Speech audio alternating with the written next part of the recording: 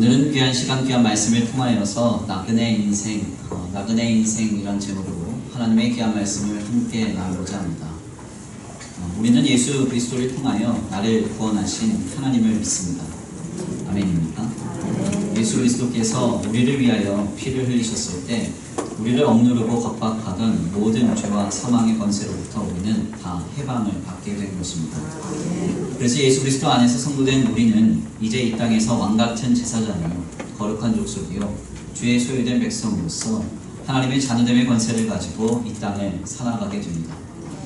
그러므로 힘들고 어려운 일이 있다면 성도는 우리를 구원하신 예수 그리스도의 이름을 담대히 부르며 하나님께 나아가 기도해야 합니다.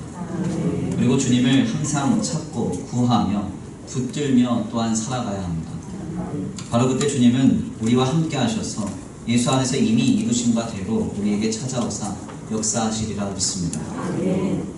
이렇게 성도의 삶이란 우리를 이미 구원하신 하나님 앞에 변화된 신분과 본질로 삶을 영위하면서 주님을 찾고 의지하는 반복의 인생이라 할 수 있습니다. 이 여정의 끝은 마지막 날 부활의 첫 열매가 되신 예수님처럼 우리도 부활하여서 주님의 품에 안기어 영원한 주의 나라에서 사는 것으로 귀결될 것입니다. 우리는 이것을 좀 쉬운 말로 천국에 간다 이렇게 말합니다.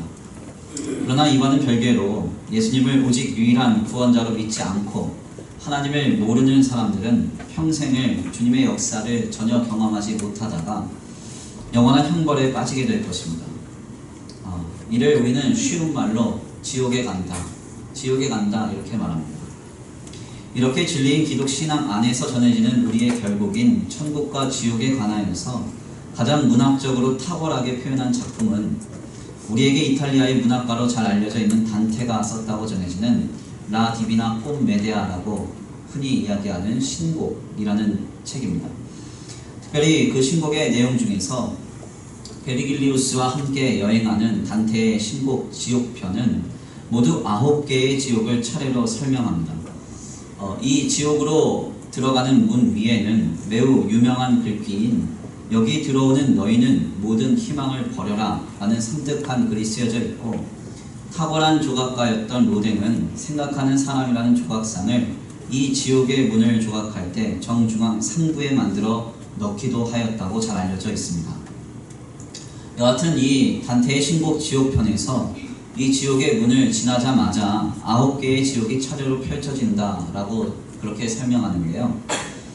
가장 먼저 도달하는 제1지옥에는 그리스도를 몰랐던 자들이 갇혀있고, 제2옥에는 세욕에 빠진 자들, 제3옥에는 폭식한 자들이 있다라고 말합니다.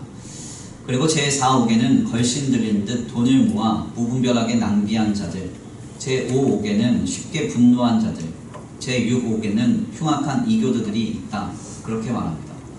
또한 제7옥에는 폭력을 사용한 자들, 제8옥에는 기만과 배신처럼 악의엔 찬 죄를 범한 자들, 그리고 마지막으로 제일 깊은 곳인 제9옥에는 예수님을 배반한 유다나 아우를 살해한 가인, 그리고 하나님께 대항한 루시퍼 등이 있다 그렇게 설명합니다.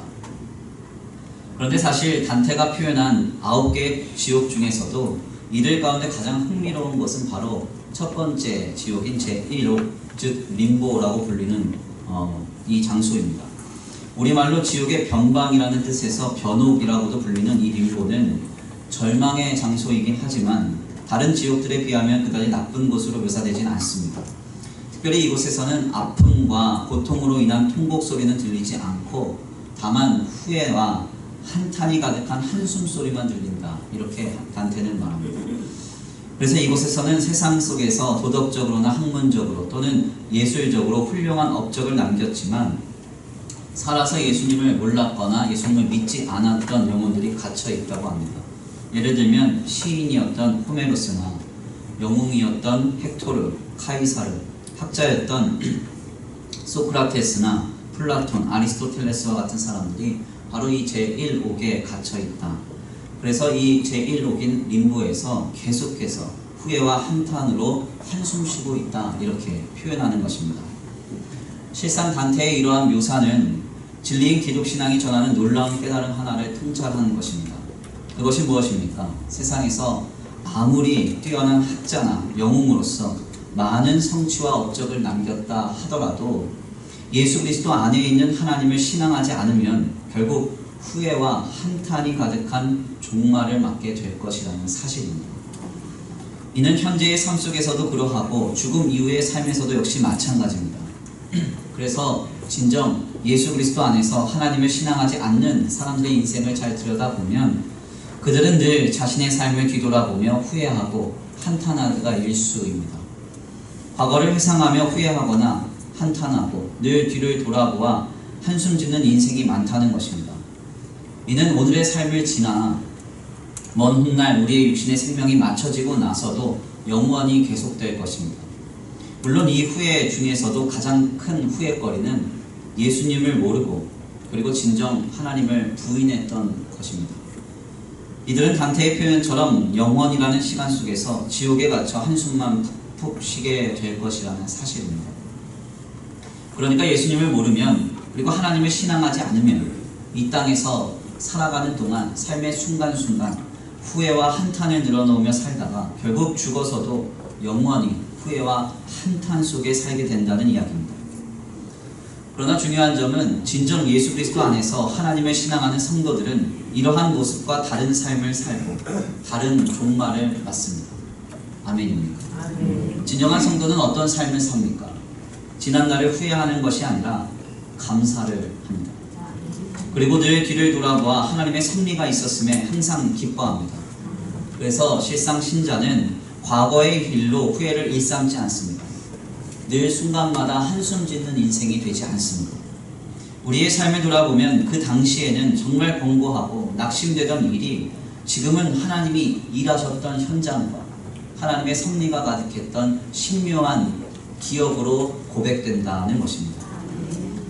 그래서 지난날에 생각해보면 내가 그때는 정말 힘들고 어려웠었는데 생각해보니까 그때 하나님이 나를 만지고 계셨고 이렇게 복을 주시기 위해서 나를 연단시키셨구나 그렇게 고백합니다.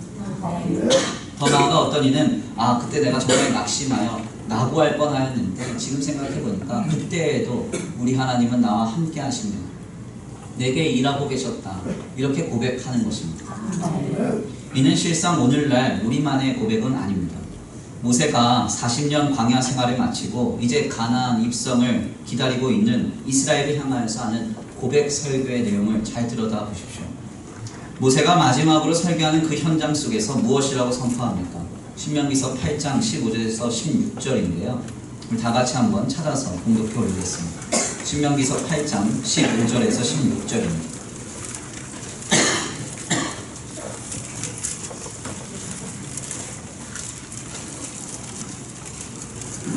신명기서 8장 15절에서 16절입니다. 함께 봉독합니다. 시작.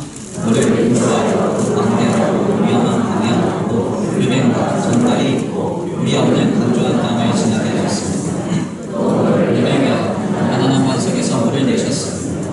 내 조상들도 알지 못하던 만나를 광야에서 내게 먹이셨나니 이는 다 너를 맞추시며 너를 시험하사 마침내 내게 복을 주려 하심이었느니라. 신명기서 8장에서 모세가 고별 설교의 내용으로 중심적으로 전하는 것은 바로 이것입니다. 마침내 내게 복을 주려 하심이었느니라. 놀라운 고백이 아닐 수 없습니다. 위험한 광야, 불뱀이 있고 전갈이 있는 땅을 우리가 왜 걸어야 하는지 그 당시에는 결코 알지 못했습니다. 물이 없는 건조한 땅을 왜 지나야 하는지 그때에는 전혀 알지 못했습니다. 왜 40년 동안 같은 음식, 만나를 먹어야 했는지 하나도 이해가 되는 것이 없었습니다. 그런데 다 지나고 나니까 알겠더라는 것입니다. 모세가 뭐라고 말합니까? 마침내 내게 복을 주려 하심이었느니라. 마침내 내게 복을 주려 하심이었느니라. 이것이 바로 무려 3500여 년 전 우리와 같은 신앙의 길에 서 있었던 모세의 고백입니다. 진정한 성도는 이와 같이 고백합니다. 현실에서는 늘 고단하고 낙심할 수 있습니다. 그러나 늘 뒤를 돌아볼 때 우리는 하나님을 발견합니다. 그리고 우리의 삶이 결국 하나님의 품으로 인도되고 있음을 깨닫게 됩니다. 그로 인하여 성도는 현실의 곤고함을 뒤로하고 자신의 삶을 감사하고 감격하며 주님의 섭리를 깨달아 고백하게 되는 것입니다. 그래서 성도는 이 땅에서도 감사하고 감격하며 기뻐하며 살다가 육신의 생명이 맞춰지는 그날 결국 썩지 아니할 육의 부활로 주님의 품에 안겨 영원히 주님의 나라에서 즐거워하게 되는 것입니다. 그래서 그리스도인의 인생과 신앙이 없는 비그리스도인의 인생은 완연히 다를 수밖에 없습니다. 인생의 뒤를 돌아볼 때 우리는 감사합니다. 그러나 세상은 후회합니다. 우리는 감격하여 기뻐하지만 비그리스도인들은 한탄하며 한숨만 쉬는 것입니다. 여기서 중요한 점은 늘 자신의 삶의 후회와 한탄이 가득한 인생과 늘 자신의 삶을 돌아보며 감사하고 감격해야 하는 인생은 그 삶의 결과, 질이 다를 수밖에 없다는 것입니다. 늘 자신의 삶을 돌아보아 후회와 한탄이 가득한 인생은 결코 건전한 삶을 이루어낼 수 없습니다. 생각해보면요, 힘들지 않은 인생이 어디 있겠습니까? 다 힘들죠. 정호승 시인의 고백처럼 살아있다는 것은 통증을 느끼는 것입니다. 박노해 시인의 고백처럼 삶의 절망은 늘 새로운 시작을 이루는 여정인 것입니다. 고통 없는 삶이 없고 통증 없는 인생은 없습니다. 저도 지난번에 우리 성도의 3일장을 마치고요, 그날 아침에 또다시 저녁에 장례 일정을 가야 한다는 소리를 듣습니다. 그래서 전라남도 광주까지 가는데요, 3일장을 마치고 그날 발인을 마친 날에 또 이제 장례를 가야 됩니다. 한 8시간 정도 이렇게 운전을 하고 오며 가며 다시 도착해서 1시간 반 딱 자고 새벽 기도회를 인도해야 됩니다. 몸이 축축 처져요. 힘들어서. 그때 오며 가면서 차 안에서 계속 들었던 찬송이 하나 있습니다. 그 찬송의 가사가 뭐냐면 이런 가사입니다. 고단한 인생길, 힘겨운 오늘도. 이걸 한 5번 들은 것 같아요. 이 노래까지 들을 때 얼마나 막 통감되는지 모르겠어요. 뼛속까지 통감돼요. 제가 지난 주간에도 청년부 수련회로 이틀 동안 한 10시간 가까이를 운전했습니다. 그리고 지난주에도 잠깐 말씀드렸지만 스텝이 없었기 때문에 제가 여기 뛰고 저기 뛰고 하다 보니까 되게 곤고했습니다. 그리고는 딱 4일 뒤에 학생부 수련회로 하루에 8시간을 운전해야 되는 또 봉사를 또 했습니다. 그때도 차를 타고 오며 가는데 똑같은 찬양이 나옵니다. 고단한 인생길, 힘겨운 오늘도. 이게 얼마나 와닿는지 모릅니다. 우리가 살다 보면 고단한 날이 있습니다. 힘겨운 하루가 있습니다. 몸이 힘들고 고단합니다. 그러나 뒤를 돌아보면 주님이 일하고 계십니다. 우리 교회가 했던 사역 역시도 마찬가지입니다. 성도의 장례 일정을 통해서 주님은 우리 교회가 성도의 가정을 아름답게 위로하게 하셨습니다. 수련회 일정을 통해서 각 기관은 더 단단해졌습니다. 그래서 후회나 한탄은 없습니다. 오직 주님의 일하심에 대한 감사만 있습니다. 이와 같이 힘겨운 삶의 현장을 이겨내고 돌아보며 그래도 그때 하나님이 나와 함께 하셨지 하고 표현하고, 정말 힘들고 넘어질 때가 많았지만 그래도 그때 하나님이 일하고 계셨지 이렇게 고백하는 인생과 늘 힘겨운 삶의 현장을 보며 항상 내가 왜 그때 그것밖에 못했을까, 왜 그랬을까, 왜 그 사람을 내가 만났을까 이렇게 후회하며 한탄하는 인생은 감히 서로 비교가 되지 않습니다. 삶의 질이 다르고 결이 다를 수밖에 없습니다. 이는 사실 비교조차 되지 않는 것입니다. 후자의 삶은 늘 원망하며 불평하고 한탄만 들어 놓을 것입니다. 이는 단테가 표현한 제1지옥인 림보에서 사는 것과 같은 인생입니다. 죽어서 갈 지옥을 현실에서도 경험하며 사는 것입니다. 그러나 전자는 늘 감사로 삶이 역동할 것입니다. 그래서 전자의 삶이 더 건전하고 긍정적이며 진취적인 삶이 될 수밖에 없습니다. 그래서 오늘 우리는 귀한 말씀을 통하여서 다시 한번 우리의 삶을 뒤돌아보며 정리할 필요가 있습니다. 오늘 우리는 어떠합니까? 지난날의 삶에 대한 후회와 한탄으로 잠 못 이루는 인생입니까?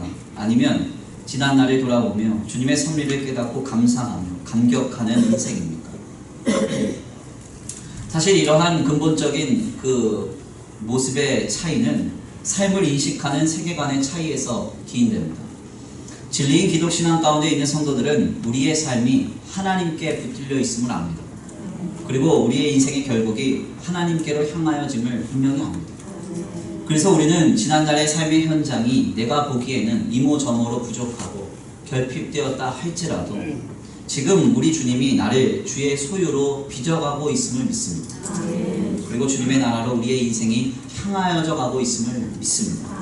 그렇기 때문에 다만 지난날의 삶에 대하여 감사하고 감격할 수 있는 것입니다. 그러나 신앙이 없는 세상과 비그리스도인들은 다릅니다. 그들은 자신들의 삶이 다만 한 번 사는 인생으로 그친다고 생각합니다. 그렇기 때문에 지나간 세월에 대해서 늘 후회하며 번민할 수밖에 없습니다. 좀 더 잘할 걸. 그때 이런 선택을 할 걸. 그리고 어떤 분들은 조금 더 나아가서 그놈 만나지 말 걸. 이렇게도 이야기하는 것이죠. 실상 우리는 이러한 부분에 있어서 우리의 삶이 어떻게 고백되고 있는지를 다시 한번 돌아볼 필요가 있습니다. 주의 성도된 우리는 지금 우리가 그리스도 안에서 하나님께 붙들림 바 되었습니다. 결국 주께로 돌아감을 깨달아야 합니다. 지금 예수 그리스도 안에서 우리를 붙들고 계시는 주님을 확신하시기를 간절히 축원합니다. 결국 우리의 삶이 주님께로 돌아와 주와 함께 영원히 살게 될 그 소망을 가지고 오늘을 살아갈 수 있는 저와 우리 성도들 모두가 되시기를 간절히 축원합니다. 오늘 본문의 말씀은 바로 이러한 관점에서 우리에게 큰 깨달음을 줍니다. 오늘 본문의 말씀은 요셉의 아버지인 야곱이 애굽왕 바로를 만나는 장면을 전하고 있습니다. 특별히 본문에서 바로는 야곱을 만나자마자 그의 나이를 묻습니다. 오늘 본문 말씀 8절인데요. 창세기서 47장 8절입니다. 함께 다 같이 봉독해 올립니다. 오늘 본문 말씀 8절입니다. 시작. 아멘. 오늘 본문 말씀 8절에 따르면 애굽왕 바로는 요셉의 아버지를 처음 만났을 때 먼저 그의 나이를 묻습니다. 실상 장수를 가장 큰 축복으로 여기던 고대의 정서상 연세가 많이 들어 보이는 야곱의 나이는 바로에게 있어서 큰 궁금증이었습니다. 그렇기 때문에 이 질문은 매우 평범한 질문이었습니다. 바로는 애굽이라는 당대의 가장 큰 나라요 강력한 국가의 통치자로서 오래 살고 싶은 마음을 내포하고 그의 눈에 보기에 연세가 많아 보이는 야곱에게 그의 나이를 물었던 것입니다. 그런데 이 평범한 질문에 대하여 답변하는 야곱의 답변은 매우 인상적입니다. 오늘 본문 말씀 9절인데요. 우리 함께 다 같이 봉독해 올립니다. 오늘 본문 말씀 9절입니다. 시작.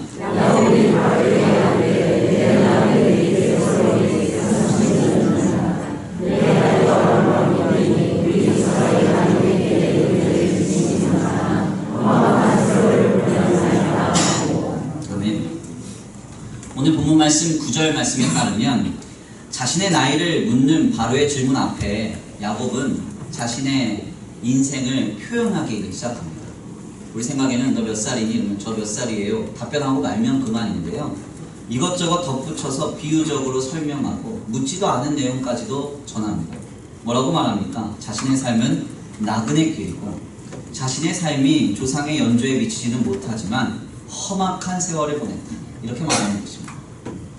실상 이 답변은 너무나 독특한 것입니다. 애굽왕 바로는 다만 장수의 인생이 궁금해서 야곱의 나이를 물어보았을 뿐입니다. 그런데 야곱은 자신의 삶을 나그네 세월이라고 말하고 여기서 더 나아가 바로가 묻지도 않은 자신의 지난 날이 험악했다라고까지 부연 설명하는 것입니다. 여기서 우리말 나그네로 번역한 히브리말 마구르는 잠시 잠깐 머무는 여인숙과 같은 여관과 같은 숙소를 말합니다. 그리고 험악한이라고 번역된 히브리말 라는 역경과 고난, 재난과 불쾌, 비탄 등의 뜻을 가진 굉장히 부정적인 단어입니다. 이 두 단어를 사용해서 야곱은 자신의 삶은 잠시 잠깐 지나가다 머무는 여관과 같은 그런 인생이고 이러한 인생길은 매우 고단했음을 말하고 있는 것입니다. 도대체 왜 야곱은 너 나이가 몇 살이니? 묻는 바로의 질문에 간단하게 저는 130살입니다. 이렇게 답변하면 될 텐데 이렇게 답하지 않고 온갖 비유를 넣고 부연 설명까지 넣어서 자신의 삶은 험악한 나그네 세월이었다. 이렇게 말했던 것일까요? 소위 요즘 말로 야곱이 말이 많은 사람, 그래서 젊은 세대들의 말로 표현하면 TMI 토커라고 해요. Too much information 토커. 묻지도 않은 것까지 다 얘기하는 그런 타입의 사람이라서 야곱이 그런 것이고 사실 우리 주변에도 그런 사람이 있습니다. 제가 이번에도 수련회 때 보니까요, 어떤 자매가 저한테 그래요. 목사님, 이 청년들하고 10명 10명씩 타고 이렇게 4시간씩 편도로 이동을 하는데요, 그 자매가 그러더라고 저한테. 목사님, 귀에서 피가 나오는 줄 알았어요. 왜 그러냐 했더니 말이 너무 많대요. 자매가 말 많은 건 이해를 하는데 형제들이 말이 그렇게 많아요. 거기다가 생목으로 한 몇 시간씩 막 찬양을 하기 시작하는데 막 시끄러워서 죽을 뻔했다고. 제가 잠깐 나중에 제 차에 따로 태워서 이동을 하는데 그 자매가 저한테 그럽니다. 토크 지옥에서 꺼내줘서 고맙습니다. 그러니까 아무튼 그런 사람들이 있죠. 말 많은 사람. 요즘에도 좀 이슈가 된 한 그 CF 광고를 보니까 누가 박찬호 선수한테 물어보니까 밤이 새도록 얘기하더라고요. 야곱이 그런 무리였을까? 묻지도 않은 것까지 다 부연 설명해서 설명하는 그런 사람이었을까요? TMI, 토커, Too Much Information 토커라서 그랬을까요?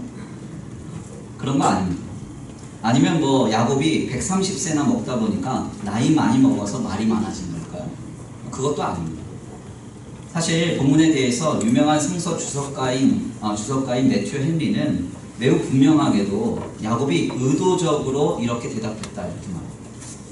야곱이 어떤 의도로 바로에게 이렇게 대답했느냐? 바로를 교훈하고자 이렇게 대답했다는 거죠. 바로를 교훈하고자. 다만 장수의 복을 누리고 싶어서 눈앞에서 100수 이상의 연수를 누린 야곱에게 나이를 묻는 바로를 향해서 야곱은 매우 분명하고 명확하게 그를 교훈하고 있는 것입니다. 당신이 아무리 인생의 주인인 양, 다 가진 권세자인 양 생각해도 우리의 삶은 내 힘으로 해결할 수 없는 험악한 문제들이 가득한 삶이다. 그리고 우리의 삶은 결국 잠깐 지나가는 여인수, 여관, 그 여관에 머무는 것과 같은 우리 모두는 나그네와 같은 삶이다. 이렇게 교훈하고 있는 것입니다. 험악한 나그네 인생길을 지나 우리 모두는 결국 주께로 돌아가야 한다고 그는 교훈하고 있었던 것입니다. 우리는 바로 여기에서 자신의 삶에 대한 놀라운 인식을 가진 야곱의 모습을 발견합니다. 야곱은 이 땅에서의 삶이 필연적으로 험악할 수밖에 없음을 알았습니다. 그리고 동시에 야곱은 이 땅에서의 삶이 잠깐 지나가는 숙소와 같음 또한 알고 있었습니다. 그래서 어떤 이는 바로와 같이 멋진 5성급 이상의 호텔에서 크고 화려하게 사는 인생을 살고, 어떤 이는 야곱과 같이 1성급도 채 되지 않는 베델의 벌판에서 돌베개 베고 자야 하는 비참한 인생을 살아야 했지만, 야곱은 이 모든 것이 곧 지나가고 결국 영원히 돌아가야 할 주님의 품이 있음을 알았기 때문에 그는 바로왕 앞에서도 그를 전혀 부러워하거나 그를 전혀 추앙하지 아니하고 그의 권세를 의식하지 않고 담대히 인생과 신앙의 귀한 교훈을 진리를 교훈하였던 것입니다. 무엇이라고 교훈합니까? 우리의 인생은 우리가 해결하지 못할 문제투성이의 험악한 삶입니다. 결국 우리 모두는 주께로 돌아가야 한다. 저렇게 말하고 있었던 것입니다. 이는 오늘을 사는 우리에게 너무나도 큰 깨달음을 줍니다. 우리가 오늘날 우리의 삶의 현장에서 단테의 신곡에서 나오는 제1지옥의 림보에서처럼 한숨만 쉬고 있는 이유가 무엇입니까? 때때로 우리가 세상을 다 잃은 것처럼 낙심하며 한탄하고 어려워하는 이유가 대체 어디에 있습니까? 혹시 내가 보기에 우리의 1성급도 채 되지 않는 이 비참한 현실의 문제가 영원히 지속될 것처럼 생각해서는 아닙니까? 더 나아가 누군가가 이루어 놓은 5성급 이상의 호텔과 같은 크고 화려한 삶이 영원할 것처럼 생각해서 그런 것은 아닙니까? 아무리 많은 것을 이루고 성취한 삶이라도 그 삶은 영원하지 않습니다. 모두 다 잠깐 머무는 여관과 같은 것일 뿐입니다. 또한 아무리 천하고 공핍하며 곤고한 삶이라도 그 삶은 영원하지 않습니다. 모두 다 잠깐 머무는 여인숙과 같은 것일 뿐입니다. 아멘입니다.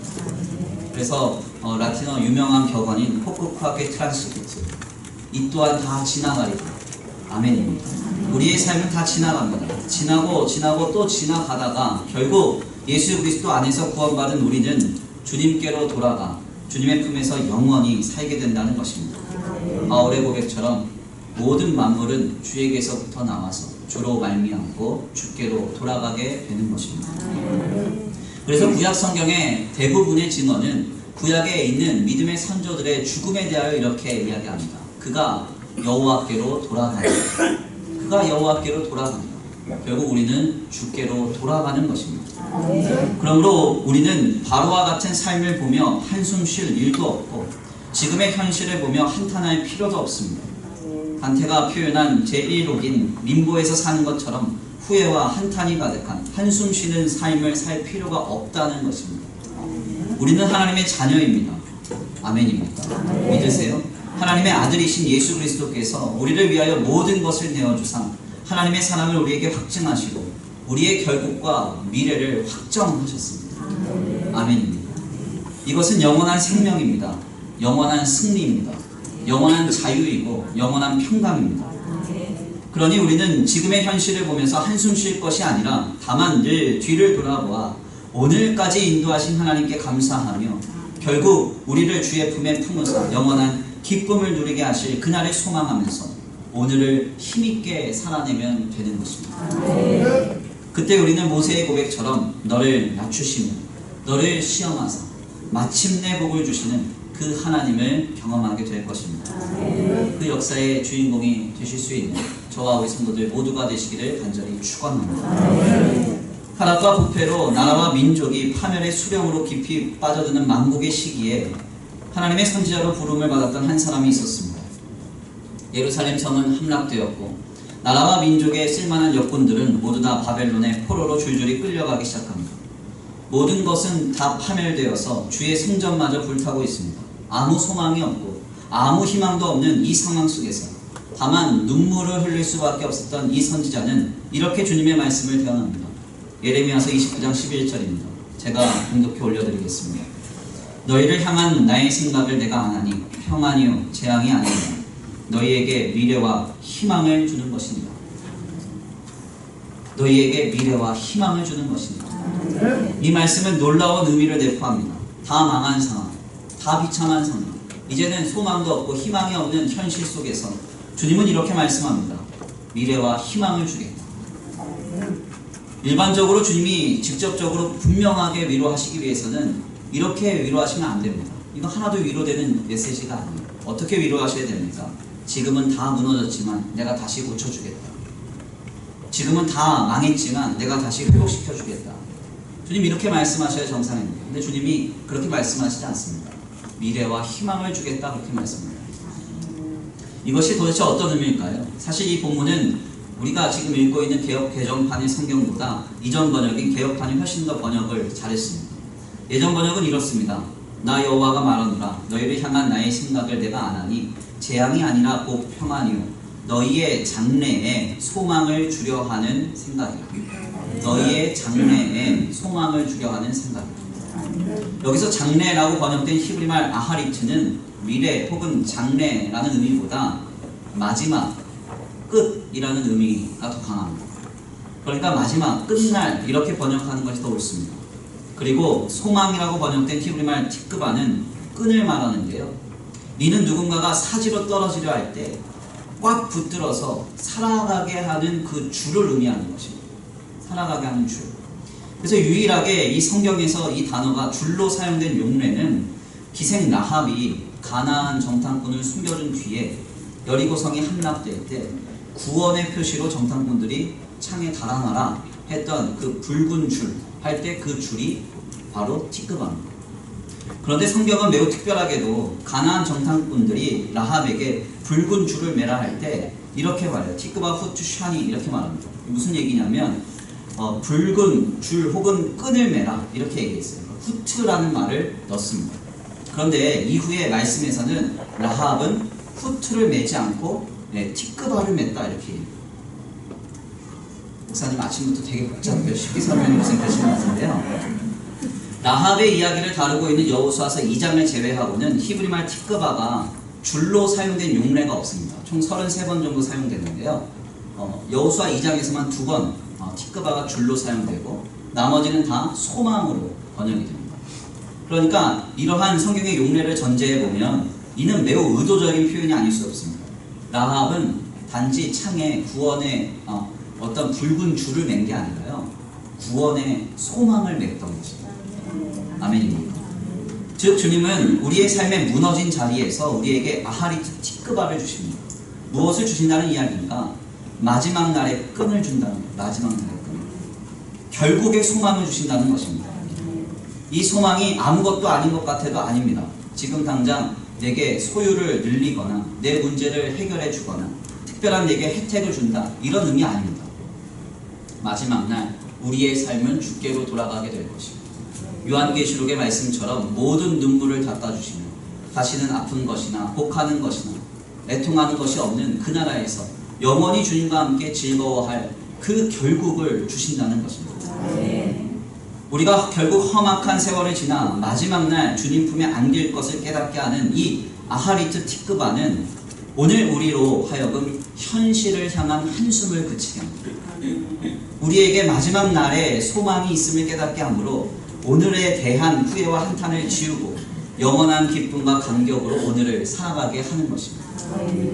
저는 이러한 기쁨과 감격이 우리 성도들에게 넘치기를 간절히 축원합니다. 바로를 두려워하지 않고 바로를 또한 부러워하지도 않고 험악한 세월을 지나 우리 모두가 주께로 담대히 돌아가야 함을 교훈하였던 야곱과 같이 우리의 삶을 오늘 바르게 인식하고 신앙으로 담대히 살아갈 수 있게 되기를 간절히 축원합니다. 귀한 말씀의 결론을 맺겠습니다. 오늘 본문의 말씀에서 야곱은 바로왕 앞에서 담대히 삶과 신앙의 진리를 교훈합니다. 삶은 험악하지만 이 땅에서의 삶은 잠깐이며 결국 주께로 돌아가게 된다는 것입니다. 야곱은 늘 유리하며 베델에서 돌베개를 베고 잠을 자야 하는 인생이었습니다. 이에 반하여 바로는 태어날 때부터 왕족으로 부와 명예와 권세를 누리며 살아가는 크고 화려한 인생이었습니다. 그러나 바로는 야곱에게 교훈을 들어야 했습니다. 야곱은 바로를 전혀 부러워하거나 의식하지 않고 담대히 교훈했습니다. 어떻게 이 일이 가능합니까? 왜냐하면 그 이유는 이 땅에서의 삶이 영원하지 않기 때문입니다. 우리 모두는 결국 주께로 돌아가야 하기 때문입니다. 야곱은 아하리트 티크바, 결국의 끈을 붙들고 살아가는 인생이었습니다. 결국의 끈을 붙들고 살아가는 인생은 결코 현재의 문제로 인하여 한숨만 쉬고 있지 않습니다. 낙담하여 주저앉지 않습니다. 오히려 감사하고 감격하며 담대히 자신보다 나은 세상과 사람들을 향해서 진리를 선포하며 교훈할 수 있습니다. 우리는 지금 결국의 끈을 붙들고 있습니다. 장래의 소망을 붙들고 오늘을 기뻐하며 감사하고 있습니다. 우리는 지금 이 놀라운 신앙을 회복해야 하는 것입니다. 저는 목회를 감당하면서 한 가지 늘 조심하는 것이 있습니다. 그것은 무엇인가 하면 바로 사람에 대한 선입견을 갖지 않는 것입니다. 목회라고 하는 현장은 어쩔 수 없이 사람들이 모인 장소이기 때문에 이런저런 소리가 많이 들려옵니다. 그러다 보니 늘 리더십인 목회자는 이런저런 소리에 노출될 수밖에 없는데요. 저도 예전에 미성숙할 때는 항상 누군가의 소리에 귀를 기울이고 그 소리에 편견을 갖고 남을 대할 때가 많았습니다. 그런데 어린 시절에 많이 실수를 하다 보니까 지금은 절대 그렇게 하지 않습니다. 그런데 제가 첫 목회를 교육전도사로 20살 때 시작한 이래로 14년째 수많은 성도들을 만나다 보니까 성도의 성숙됨을 판가름하는 놀라운 기준 하나가 생겼습니다. 어떤 사람이 성숙한 그리스도인인가, 어떤 사람은 좀 미숙한 그리스도인인가 구분하는 기준이 딱 한 가지입니다. 그것은 바로 자신이 지나온 과거나 인생에 대한 이야기를 잘 들어보면 된다는 겁니다. 항상 확인이 되는 것은 자신의 지난 날을 항상 긍정적으로 묘사하고 자신을 만지시고 삶을 세워가신 하나님의 섭리와 역사의 현장으로 고백하시는 분들은 정말 성숙된 그리스도인들이었습니다. 그러나 늘 자신이 지나온 삶을 부정적으로 평가하고 과거의 후회와 한탄만을 늘어놓는 분들은, 죄송한 표현이지만 이분들은 피해야 할 분들이었습니다. 그래서 저는 지금도 목회자들을 만날 때나 장년부 성도들을 만날 때나 어린아이들을 만날 때나 항상 이 기준을 바탕으로 상대를 대합니다. 자신의 삶에 대해서 하나님이 역사하신 현장과 섭리로 고백하시는 분들은 성숙한 분들인 줄 알고 대합니다. 그렇지만 그렇게 이야기하지 않는 분들은 이분들은 아직 성숙 덜 됐구나, 그래서 이제 덜 된 분들로 대합니다. 이러한 기준이 제게 굳어진 이유는 간단합니다. 이 기준이야말로 하나님을 절대적으로 신앙하는 신앙의 전제이기 때문에 그렇습니다. 우리의 삶은 하나님께 붙들려 있습니다. 그리고 우리는 결국 주님께로 돌아가 주님과 영원히 함께 살게 될 것입니다. 로마서는 분명하게 이 일에 대해서 이렇게 선포합니다. 사망이나 생명이나 권사자들이나 천사들이나 그 어떤 것도 그리스도 예수 안에 있는 사랑에서 끊을 수 없다. 아멘입니다. 하나님이 우리를 사랑하신 그 사랑에서 끊을 수 있는 것 아무것도 없습니다. 우리는 지금 주님께 속하여졌고 주님께 붙들린 바 되었습니다. 이를 위해서 예수 그리스도께서는 십자가에 달려 돌아가셨고 부활하심으로 모든 것을 이미 완성하셨습니다. 우리가 이 사실을 잊지 않고 모든 순간을 살아낼 때 주님은 우리에게 확증하신 그의 구원과 은혜와 평강과 자유를 누리게 하실 것입니다. 저는 오늘 귀한 말씀을 정리하면서 바로와 같은 인생 부러워하며 한숨 짓지 않기를 원합니다. 오늘의 현실에 한탄하거나 주저앉지 않기를 원합니다. 담대히 그리스도 예수의 이름으로 일어나 주님을 찾고 구하시길 바랍니다. 주님을 간절히 붙들고 담대하게 신앙으로 살아갈 때 하나님이 높이시고 세우시며 우리의 삶에 하나님의 놀라운 복으로 역사하시리라 믿습니다. 그 역사의 주인공 되시기를 간절히 축원합니다. 우리 이 시간 다 같이 귀한 말씀 붙들고 기도 올려드립니다. 이 시간 다 같이 기도하시겠는데요. 찬양의 가사를 생각하시면서 함께 고백하기를 원합니다. 내가 걷는 이 길이 굽어지는 수가 있어도 내가 세운 계획이 빗나가도 하나님은 지금 우리에게 역사하고 계십니다. 예수 그리스도 안에서 하나님이 나를 특정하시고 내가 하나님 안에 속한 바 되었으므로 붙들린 바 되었으므로 우리의 삶은 하나님의 승리로 가득 차 있습니다.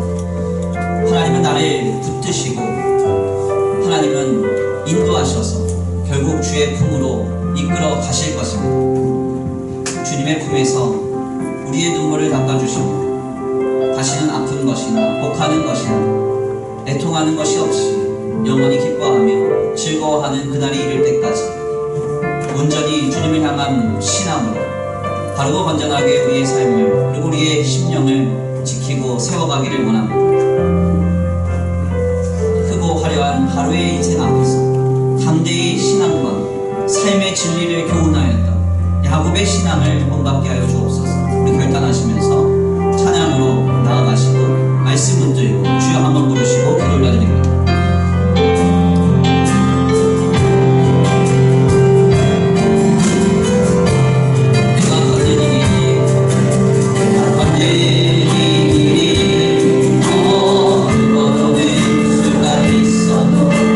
심장이 울렁이고 가슴 아파도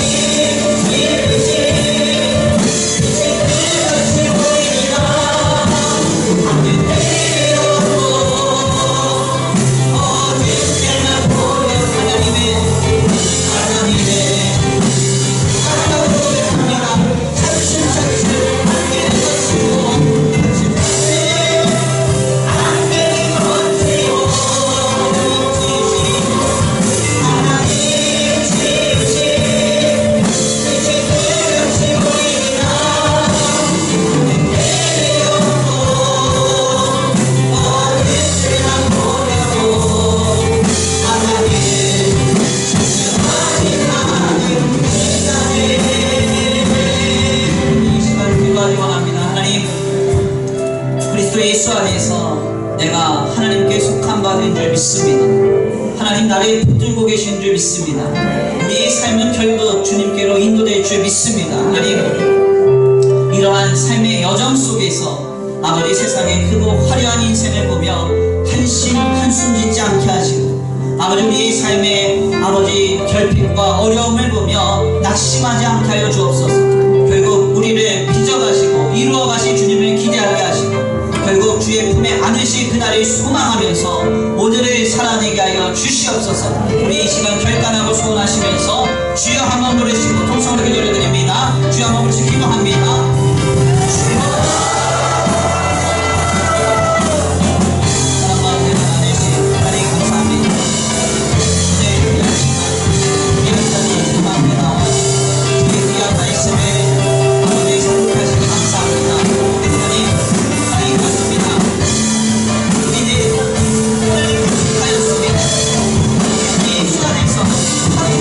하나님의 사랑에서 살짝 누워있습니까? 하나님,